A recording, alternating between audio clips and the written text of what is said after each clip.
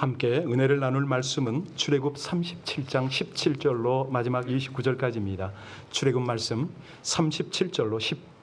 37장 17절로 마지막 절까지를 우리 한 목소리로 합독하시겠습니다. 그가 또 순금으로 등잔대를 만들되 그것을 쳐서 만들었으니 그 밑판과 줄기와 잔과 꽃받침과 꽃이 그것과 한 덩이로 되었고 가지 6이 그 곁에서 나왔으니 곧 등잔대 3가지는 저쪽에서 나왔고 등잔대 3가지는 이쪽으로 나왔으며 이쪽 가지에 살구꽃 형상의 잔 3과 꽃받침과 꽃이 있고 저쪽 가지에 살구꽃 형상의 잔 3과 꽃받침과 꽃이 있어 등잔대에서 나온 가지 6이 그러하며 등잔대 줄기에는 살구꽃 형상의 잔 4과 꽃받침과 꽃이 있고 등잔대에서 나온 가지 6을 위하여는 꽃받침이 있게 하였으되 2가지 아래에 한 꽃받침이 있어 줄기와 연결하였고 또 2가지 아래에 한 꽃받침이 있어 줄기와 연결하였고 또다시 2가지 아래에 한 꽃받침이 있어 줄기와 연결되게 하였으니 이 꽃받침과 가지들을 줄기와 연결하여 전부를 순금으로 쳐서 만들었으며 등잔 7과 그 불집게와 불똥 그릇을 순금으로 만들었으니 등잔대와 그 모든 기구는 순금 1달란트로 만들었더라. 그가 또 조각목으로 분향할 제단을 만들었으니 길이는 1규빗이요 너비도 1규빗이라 네모가 반듯하고 높이는 2규빗이며 그 뿔들이 제단과 연결되었으며 제단 상면과 전후 좌우면과 그 뿔을 순금으로 싸고 주위에 금태를 둘렀고 그 태 아래 양쪽에 금고리 2를 만들었으되 곧 그 양쪽에 만들어 제단을 매는 채를 꿰게 하였으며 조각목으로 그 채를 만들어 금으로 쌌으며 거룩한 관유와 향품으로 정결한 향을 만들었으되 향을 만드는 법대로 하였더라. 아멘. 하나님의 말씀입니다.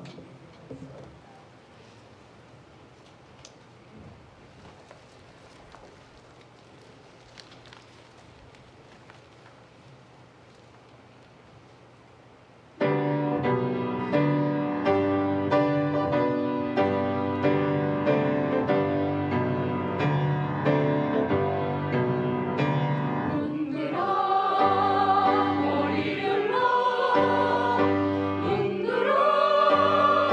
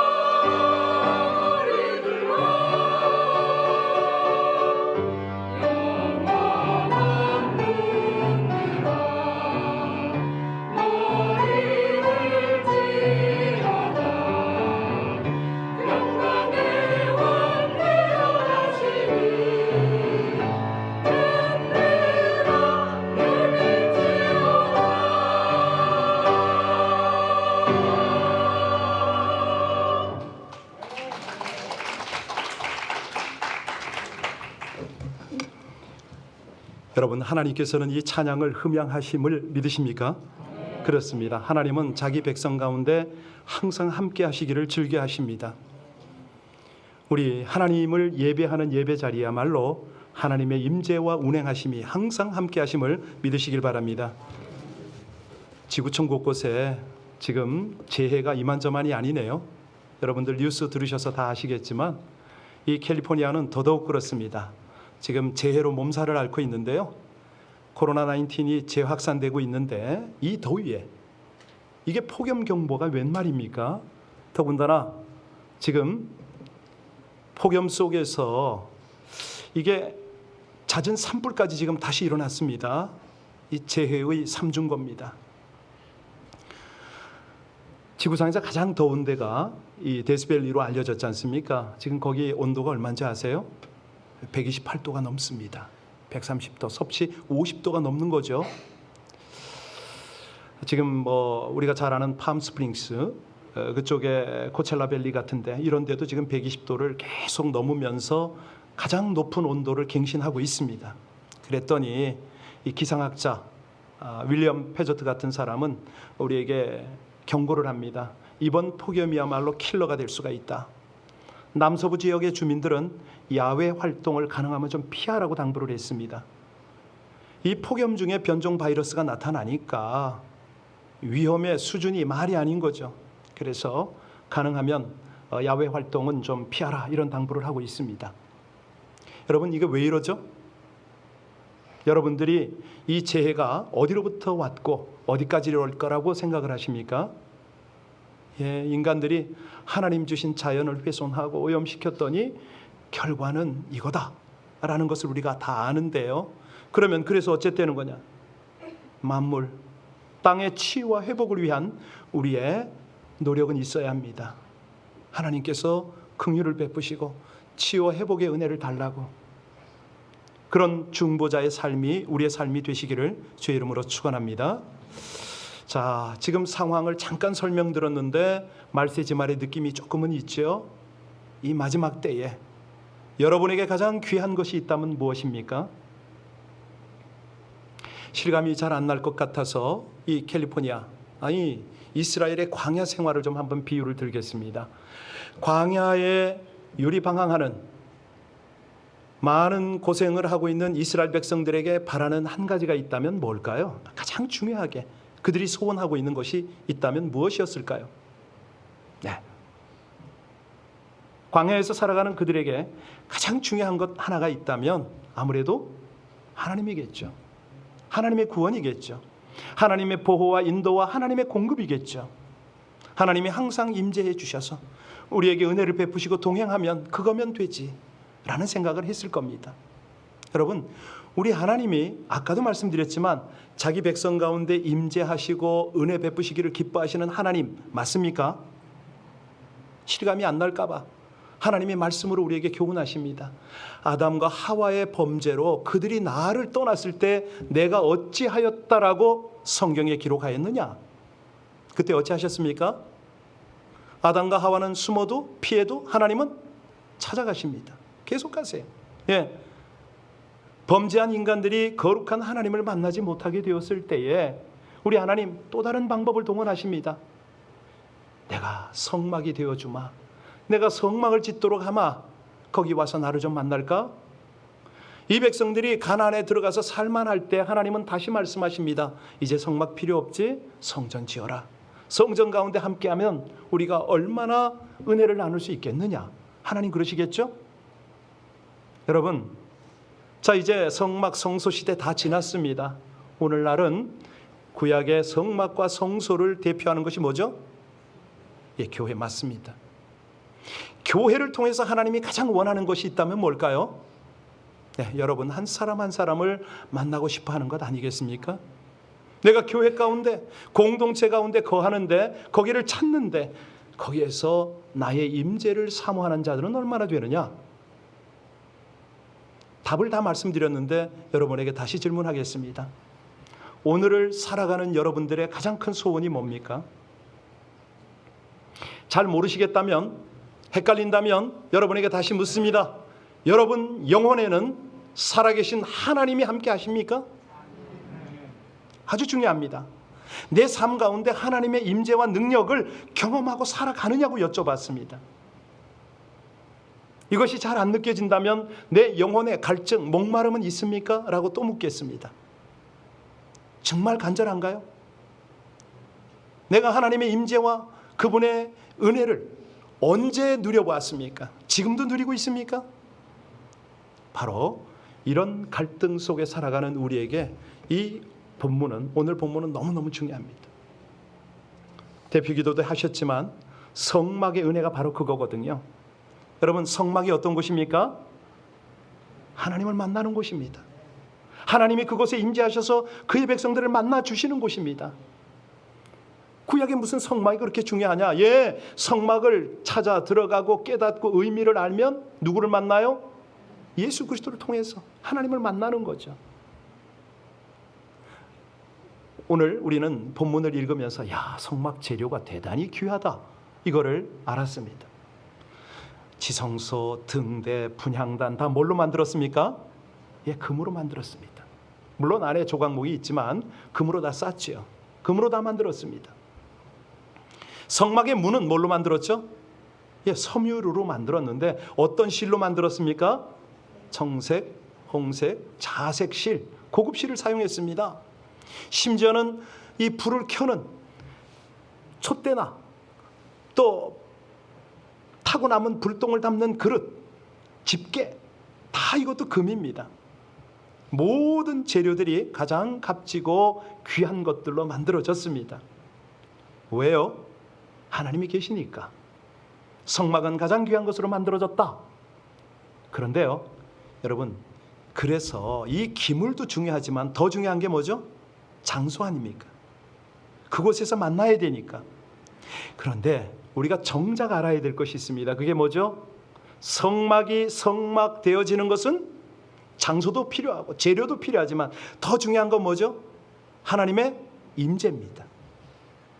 그곳에 하나님이 계시지 않는다면 사람이 그 어떤 것으로 아무리 귀한 장소로 준비한다 하더라도 의미가 없지요. 요즘에 성막 기도 세미나를 통해서 계속 지금 하나하나 성막의 기구들을 지금 말씀드리고 있는데, 이 37장 안에는 4가지를 만드는 그런 과정들이 쭉 나오죠. 증거계, 떡상, 향, 등대, 또 그리고 향단, 이 4가지를 만드는 과정이 쭉 나옵니다. 자, 그러면 이 기물들을 누가 만들었습니까? 예, 부사레. 그가 이런 만든 경험이 있습니까? 없습니다. 어떻게 만들었죠? 네, 하나님의 지혜를 따라 하나님께서 지시를 한 거죠. 며칠 동안요? 40일 동안. 누구에게요? 모세에게. 사실이요, 우리 하나님 말씀으로 천지 창조하십니다. 며칠 만에 다 창조하셨어요? 6일 만에. 그런데 성막을 짓는 데는 며칠을 사용하셨습니까? 40일. 이게 웬일이죠? 이게 뭐예요? 예, 여러분들이 이런 궁금증을 가지고 오늘 본문 속으로 저와 함께 들어갔으면 좋겠습니다. 이 본문의 등대 한번 보여주시겠습니까? 없습니까? 오케이. 금요일에 오시는 분들은 이 등대를 다 보시는데,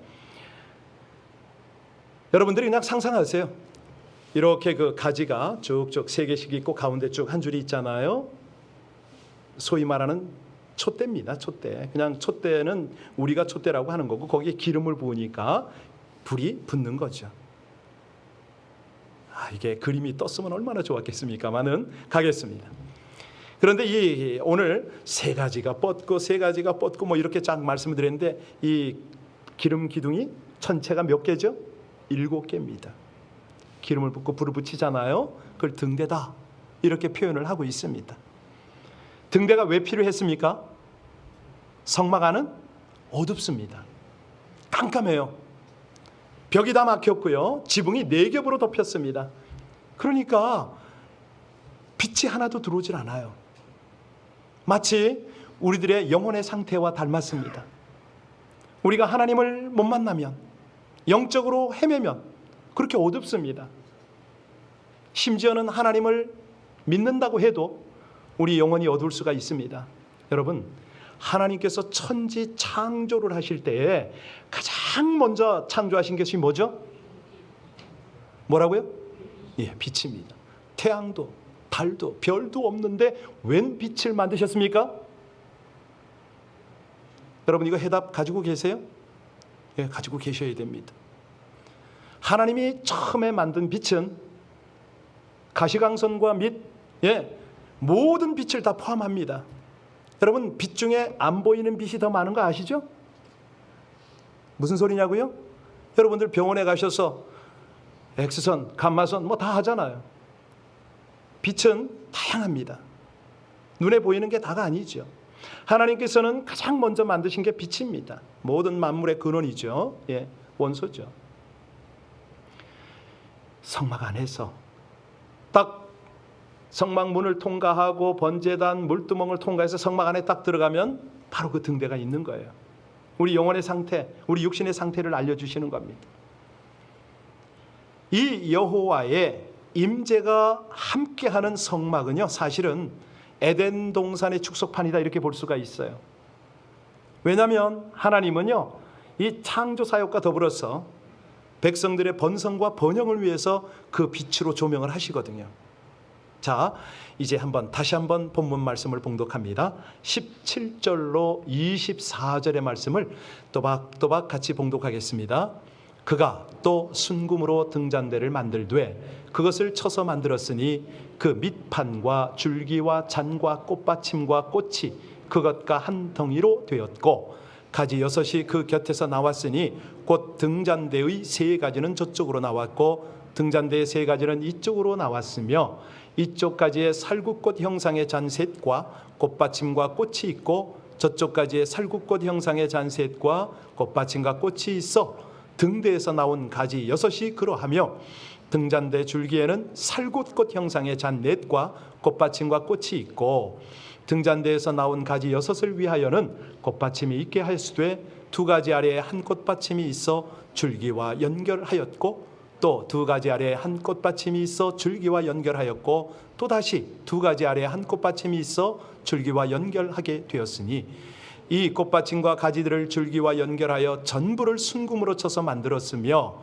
등잔 7과 그 불집게와 불똥그릇을 순금으로 만들었으니 등잔대와 그 모든 기구는 순금 1달란트로 만들었더라. 그렇습니다.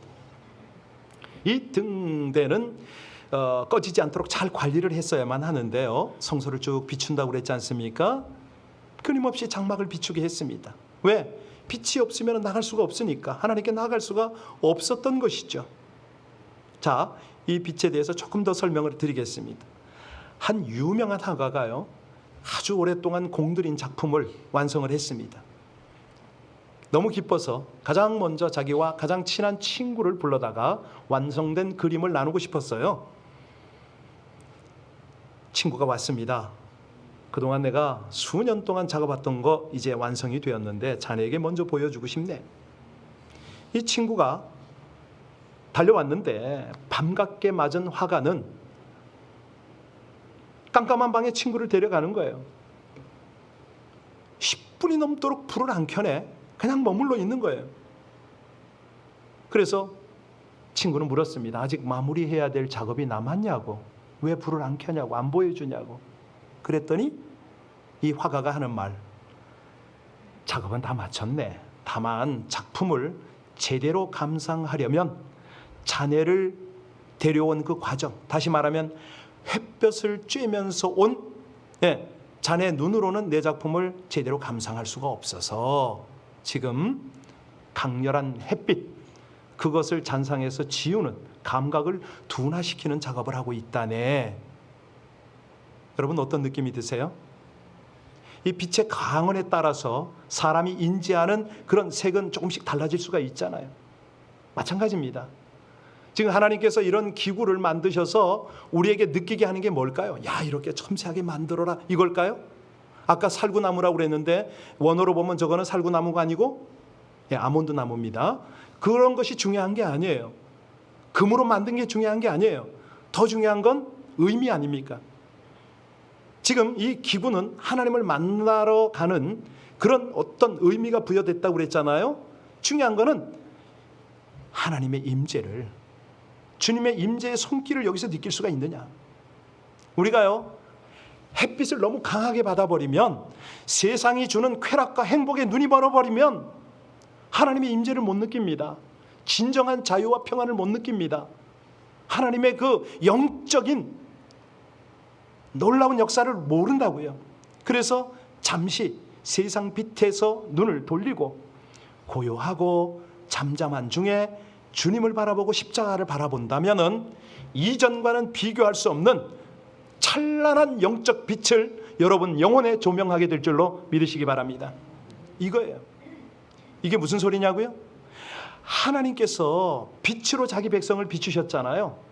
태초의 빛을 창조하셨고 그 빛으로 함께 하셨고 아담에게 계속 빛으로 쫓아가시고, 그뿐이 아니라 이 성막 안에 들어가면요, 당신의 백성들을 죄 가운데서 살리려고 사망의 그늘진 곳에 살아가는 그 백성들에게 빛을 비추기 위해서 불을 밝히는데, 이거를 실감 못하니까 예수님을 동원하신 거 아닙니까? 그리고 그분이 사망 권세 다 밟아버리고 어떤 빛으로 부활하셨죠?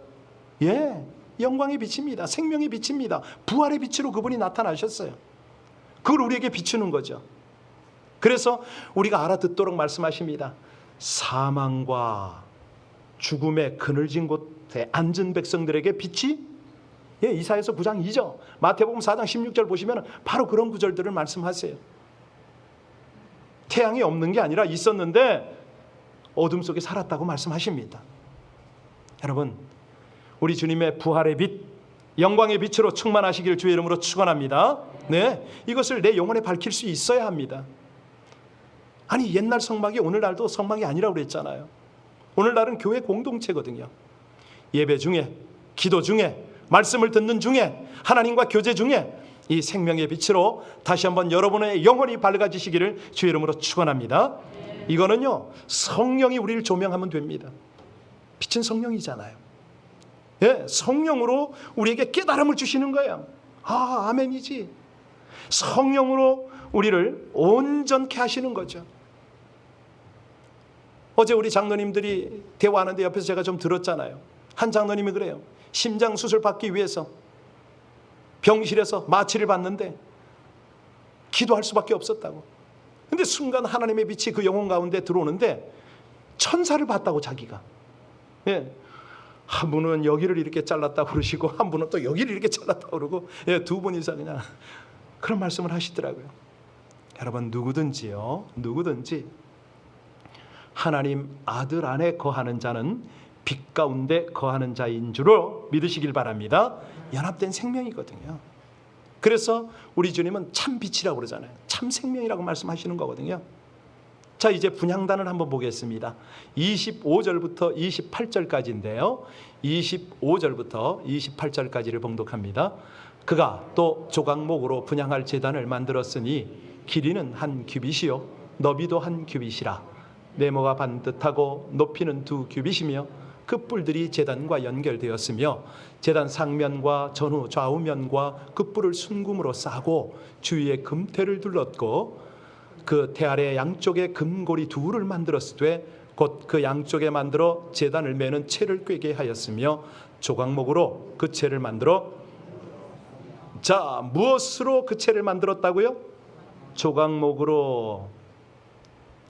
우리같이 어쩌면 쓸모없는 인생이라고 생각할 수 있는 아카시아, 그 흔한 나무, 그걸로 만듭니다.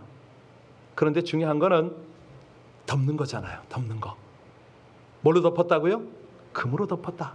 금은 뭘 상징합니까? 믿음입니다. 예수 그리스도입니다. 우리같이 연약하고 보잘것없는 인생에게 믿음을 받으셔서 믿음을 보시고 금 같은 하나님의 은혜로 씌웠다. 그래서 만든 것이 뭐라고요? 분향단. 분향단은 한 규빗입니다. 한 규빗, 한 규빗, 한 규빗. 아주 정사각형입니다. 그리고 높이는 2규빗입니다. 허리까지 오겠죠. 여기에 향을 놓습니다. 향을 태우거든요. 이겁니다. 저게 분향단인데요. 여러분,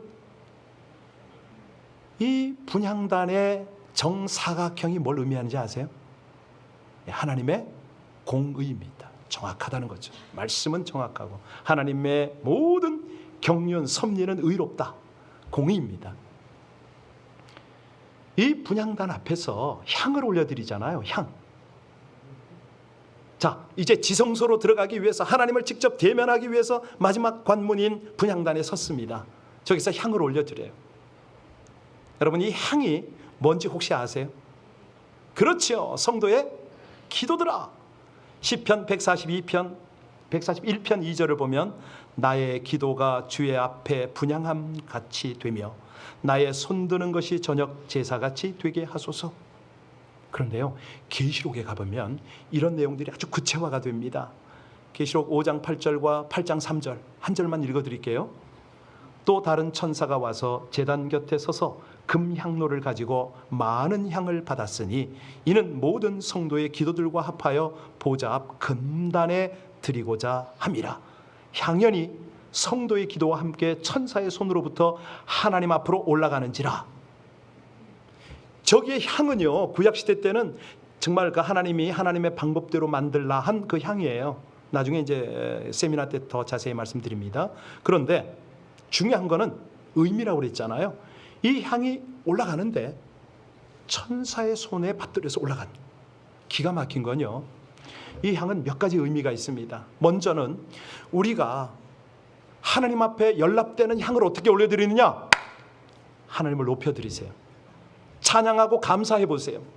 하나님이 그 향을 너무 기쁘게 연락을 하시죠. 그런데 하나님이 항상 받기만 하시는 분이 아닙니다. 하나님은 강복을 하시잖아요. 복을 내려주시잖아요. 향이 성막 안에 가득할 때 하나님이 그 향과 함께 임재를 하시는 거예요. 가득히 임재하는 거예요. 여러분 한번 생각해 보세요. 성막 안에 들어갈 때, 저 성소까지 들어갈 때 사람이, 제사장이 어떤 모습으로 들어갔는지 아세요? 성막 문을 통과해서 들어갔습니다. 들어가자마자 첫 번째는 번제단이 있잖아요. 번제단에서 뭐 했죠? 짐승 잡았습니다. 몇 마리나 잡았을까요? 어마어마하게 잡았습니다. 하루에도. 그러면 거기서 어떤 냄새가 나겠습니까? 그렇죠. 피 비린내가 나겠죠. 번제단 다음이 뭐죠?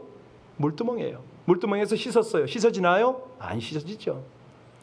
그 비린내 나는 몸으로 성소 안에 들어갔단 말입니다.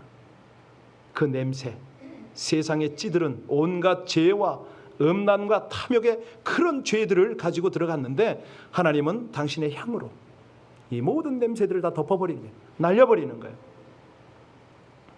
여러분, 바로 이겁니다. 이스라엘 백성들이 하나님이 꼭 계셔야 되는 이유가 뭐죠? 자신들의 죄와 허물들을 다 덮고 하나님의 생명을 받아야 되는 거 아닙니까? 수많은 제물로 하나님께 제사를 드린다고 해서 백성이 될까요? 아니죠. 우리가 날마다 예배를 드린다고 해서 여러분이 하나님의 백성이 됩니까? 아닙니다. 중요한 건요, 믿음이 하나님께 드려져야 하고요, 그 결과가 하나님의 임재가 우리 가운데 함께 해야 됩니다. 이거 없이 신앙생활하는 건 헛하는 거죠. 예. 하나님의 은혜가, 하나님의 은혜의 길이 그래서 이방인들에게 너무 제한적일 수가 있어요. 이스라엘은 성막이라도 있으니까 그 길로 가죠. 그런데 우리는 어떻게 됩니까? 안 되는 거예요. 그래서 하나님의 방법이 아들 예수 그리스도를 내보내셔서 당신과 죄인들 사이에 가려졌던 휘장을 위로부터 아래로 찢어버리셨어요. 다 열어버리셨어요. 우린 이걸 믿는 거잖아요. 예, 하나님, 우린 이방인이라도 당신의 백성이 되고 당신의 자녀가 되어서 하나님 앞에, 그 임재 앞에 나갈 수가 있군요. 이걸 믿는 거예요. 그러니 이 은혜가 얼마나 귀합니까? 그런데 문제는 뭐냐면 우리 분주한 일상으로 가진 핑계로 이 하나님의 임재를 소홀히 하고 있어요. 관심도 없고요. 이렇게 목사가 설교를 하고 외쳐도 그때뿐이에요. 여러분, 그래서는 안 됩니다. 신앙생활 하려면 하나님 느껴야죠. 하나님의 임재를 경험해야지요. 하나님은 세상 속에서 우리가 성도로 살아가도록 지혜를 공급하기를 원하세요. 동행하시면서 모든 보호를 하길 원하세요. 가장 좋은 걸 주길 원하세요.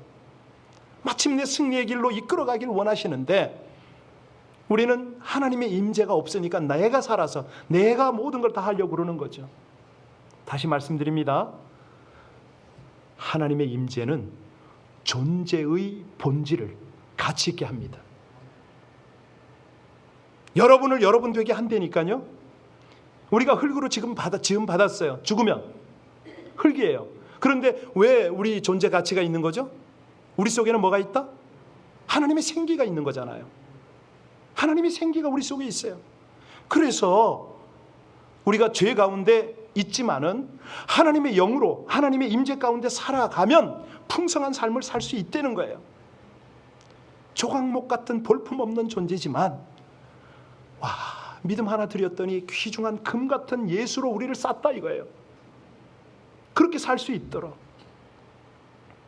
이거 실감이 안 날까 봐 예화 한 번 더 드리겠습니다. 금요일날 드린 것 같은데, 미국 국적의 한 범죄자가요 타국에서 사형 선고를 받은 거야. 언도를. 대사가 쫓아갔습니다. 살려야 되니까 면회 좀 시켜달라고 하는데 그 나라 정부가 허락을 안 하는 거예요. 할 수 없어서 나중에 대사가 부탁을 했습니다. 그래 좋다고. 그러면 사형 집행 현장에만이라도 입회를 좀 하게 해달라. 난 대사 아닌가? 우리나라 자국민이다. 그랬더니 그 나라 법무장관이 그것까지 거절할 수 없어서 그럼 좋다고. 형 집행 현장에 입회하라고. 그때 대사가 뭘 가지고 왔는지 아세요? 이제 교수형을 하려고 밧줄이 착 내려오는 순간 잽싸게 자기가 가져온 걸 가지고 뛰어나가서 확 씌워버렸어. 성조기로 그 범죄자에게 확 씌웠더니 그 나라 사람이 교수형을 집행할 수 있다 없다? 못해. 왜요? 미국 국기를 어떻게 감히 밧줄로 묶어? 안 되는 거지. 결과 어떻게 됐어요? 살았어요. 이 사람. 실화예요. 우리가 사실은 들키지만 않았지 하나님 앞에 범죄자 아닙니까? 죽어서 끝나나요? 아니잖아요. 우리는 지옥 그 끝에 갈 인생들이에요. 조각목보다도 더 볼품없는 인생들인데 예수로 덮어 씌운다. 이게 이 말입니다. 이 말. 하나님의 임재로 우리 인생을 덮겠다 이 말씀 아닙니까? 그걸 우리는 영광이라고 그래요. 영광. 하나님의 임재는 영광이라고 합니다. 여러분들이 임재를 좀 누렸으면 좋겠어요. 임재를 아직도 모른다? 제가 설명 좀 드릴게요. 여호와의 영광이 동문을 향하여 성전으로 들어가고 영이 나를 데리어 들어가 안뜰에 들어가시기로 내가 보니 여호와의 영광이 성전에 가득하더라. 동문을 향해서 들어가거든요. 성막기도 세미나 오신 분은 이게 무슨 소리인지 다 알아들어요. 지금 여하튼 간에 다 일일이 시간상 설명할 수는 없고 하나님의 임재가 우리 가운데 함께하면 그때부터 우리 영혼이 자각을 해요. 알아요. 자, 그런데 이 임재가 자신에게만 오면 된다? 아니죠. 더 중요한 거는 가정의 임재가, 하나님의 임재가 함께 하셔야죠. 우리 교회 공동체 임재가 항상 해야죠. 누구든지 본당에 들어와서 기도가 됩니다. 여기 오니까 왜 이렇게 마음이 이렇죠? 은혜가 됩니다. 이게 있어야죠. 여러분의 일터에 하나님의 임재가 함께 하셔야죠. 그러면 도대체 어떻게 해야 하나님의 임재를 경험할 수가 있단 말입니까? 두 가지를 알려드릴 텐데 기억력이 안 좋은 분은 적으셔야 돼요. 아까 누가 물으시더라고요. 일부 예배 끝난 다음에 목사님 두 번째가 뭡니까? 이렇게 묻더라고요. 첫 번째 기억하십시오. 하나님의 임재는 아무데나 하는 거 아닙니다. 거룩해야 됩니다. 죄를 깨끗이 할 때 하나님의 임재가 거기 함께 하십니다. 자, 어떨 때요? 죄를 깨끗이 하라. 모든 죄로부터 깨끗하라. 이스라엘 백성들이 바벨론의 포로로 잡혀와서 고난 겪은 이유가 뭐죠? 국력이 약하기 때문에? 아니에요. 하나님의 보호가 떠났기 때문입니다. 하나님의 임재가 사라졌기 때문에, 하나님의 영광이 떠났기 때문에 그들이 포로로 잡혀 끌려가서 고통을 당합니다. 왜? 하나님이 그들 삶에 함께 거할 수 없도록 그들이 타락했기 때문이죠. 죄를 거두십시오. 그러면 하나님의 임재가 함께합니다. 성령이 함께하세요. 동행하세요. 하나님과의 교통이 이루어진다고요. 이게 장난이 아닌 거예요. 주님을 의식할 수가 있어요. 한 번도 하나님을 내가 못 느꼈다? 이 죄가 해결 안 된 거죠. 아니면 두 번째가 중요한데, 두 번째는 뭐냐면 임재를 좀 갈망하고 구하라. 어떻게 하라고요? 갈망하고 구하라. 여러분이 구하면, 두드리면, 찾으면 주님께서는 분명히 응답하신다고 그러잖아요. 그 신학자들이 보면 좀 이렇게 건조한 분들이 좀 많으세요. 영성이 좀 약한 분들이 있는데, 그 윌버 체프만 박사가 비슷한 분입니다. 설교도 잘하고 뭐 전도 집회도 잘하던 이분이 자기 집회에 참석한 기도의 성자 존 하이든을 만난 거예요. 존 하이드. 그 자리에서 부탁을 했습니다. 형제요, 날 위해서 좀 기도해 줄 수가 없겠느냐. 그랬더니 이 하이드가 그 체프만 박사를 손을 잡았어요. 기도를 해야 되는데 여전히 아무 소리, 느낌이 없는 거예요. 눈을 감았다 떴다 이거 뭐 하는 거지? 한참을 그러고 있는데 10분이나 지났을까? 그때 하이드의 입술에서 한마디가 흘러나왔습니다. 주님, 우리에게 하나님의 영광을 보여주십시오. 당신의 영광을 보여주십시오.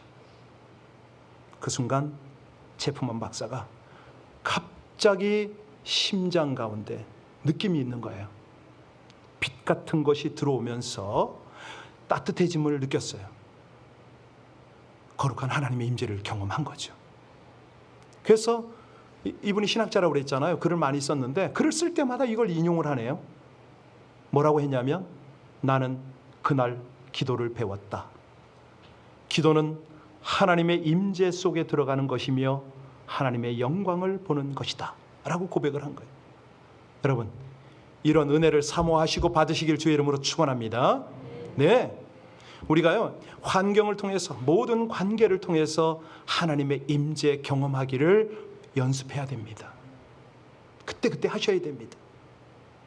성막에 사용되어지는 이 기구들을 우리 하나님이 그렇게 세세하게 설명을 해요. 수도 없는 분량을 할애하면서 우리에게 복잡하게 읽도록 하세요. 묵상하도록 하세요. 그 이유가 뭐라고요? 의미를 깨달아라. 하나님의 임재 속으로 들어와라. 오늘은 빛과 향로였잖아요. 그죠? 성령의 빛을 통해서 감사와 찬양의 향으로 하나님 앞에 고할 때에 하나님의 임재를 네가 누리리라. 이 말씀이거든요. 그때는 더 이상 과거처럼 세상을 보는 게 아닙니다. 그때부터는 하나님의 임재 가운데 하나님의 눈, 하나님의 마음으로 세상을 접합니다. 달라져요. 원인 모를 불면증과 공황장애와 모든 아픔들이 나도 모르는 새 사라지는 거죠. 영혼의 하나님의 빛이 조명이 되고 하나님의 임재가 함께 하니까 놀라운 역사가 일어나는 거죠. 결과가 우리의 존재의 본질을 가치 있고 능력 있게 만듦을 믿으시길 바랍니다.